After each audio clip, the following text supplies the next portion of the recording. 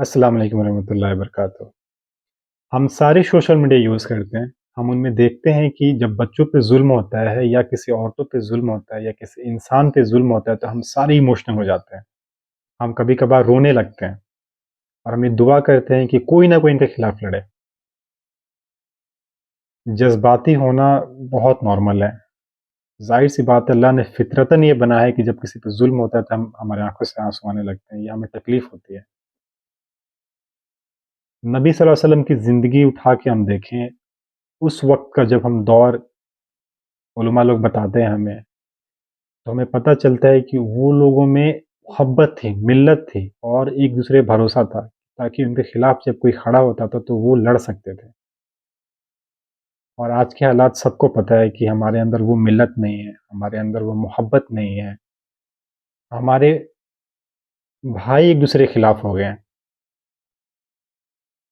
और जब जैसे फ़िलिस्तीन की लड़ाई वगैरह देखते हैं या मुसलमानों पे ज़ुल्म होता है या किसी भी इंसान पे ज़ुल्म होता है, हम जब न्यूज़ देखते हैं, जो कि हमारे इख्तियार में नहीं है कि हम उसे रोक सकें, तो हम जज़्बाती हो जाते हैं। कम से कम हमें ये सीखना चाहिए कि हम अपने भाइयों में मिलत पैदा करें। हम अपने घर में हो रहे ज़ुल्म को रोकें, बदअख़लाक़ियात को रोकें या कम से कम भाइयों के खिलाफ़ ना हो, अपने मुसलमान भाई के खिलाफ़ ना हो। हम बाहर की चीज़ें देख के जो हमारे इख्तियार में नहीं है, जो हमारे कंट्रोल में नहीं है, हम देख के इमोशनल हो जाते हैं और हम ये दुआ करते हैं और हमें लगता है काश कि इसके खिलाफ़ हम लड़ सकते। तो वो चीज़ें तो हम कंट्रोल कर नहीं सकते, तो एटलीस्ट हमें उससे क्या सीखना चाहिए? कम से कम अपने घर में हो रहे ज़ुल्म को रोकें। ये हर एक जो ये वीडियो देख रहे हैं, वो कम से कम ये अपनी रिस्पॉन्सिबिलिटी समझें कि कम से कम अपने घर में, अपनी बीवी-बच्चे, अपने माँ-बाप, अपने भाई, इनके दरमियान जो चीज़ ज़ुल्म हो रही है, ज़्यादतियाँ हो रही है, कम से कम उसको रोकें। नबी सल्लल्लाहु अलैहि वसल्लम की ज़िंदगी हम उठा के देखें तो वो उनको एक कौम बनाने में सालों-साल लग गए। तब जाके ये कौम बनी और पूरी दुनिया में ये कौम फैली, पूरी दुनिया में हमें वो सिखा के गए कि किस तरह से ज़ुल्म के खिलाफ़ लड़ना चाहिए। उनकी नबी सल्लल्लाहु अलैहि वसल्लम की जो दी हुई तरबियत और जो उनके टीचिंग्स थे हमें सिखाते हैं कि अपने भाइयों में कम से कम मोहब्बत पैदा करो। अपने चाचाओं के साथ, अपने भाइयों के साथ, अपने पड़ोसियों के साथ, अपने दोस्तों के साथ वफ़ा करो और उनके साथ मिल के रहो ताकि तुम्हारे एरिया में अगर तुम पे कोई ज़ुल्म करता है तो कम से कम तुम उसके खिलाफ़ खड़े हो सको।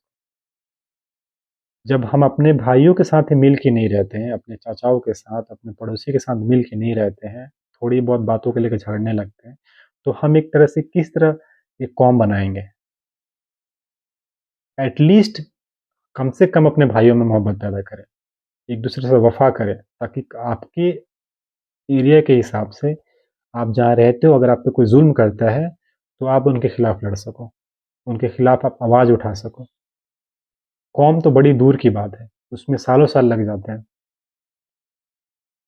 और अल्लाह ने वो सहाबा कराम में नबी सल्लल्लाहु अलैहि वसल्लम के दौर में अल्लाह ने उन्हें वो क़ुव्वत अता की थी, वो हिकमत, वो बुद्धि और वो जज़्बात मज़बूत जज़्बात पैदा किए थे उनके अंदर कि वो एक कौम बना के चले गए।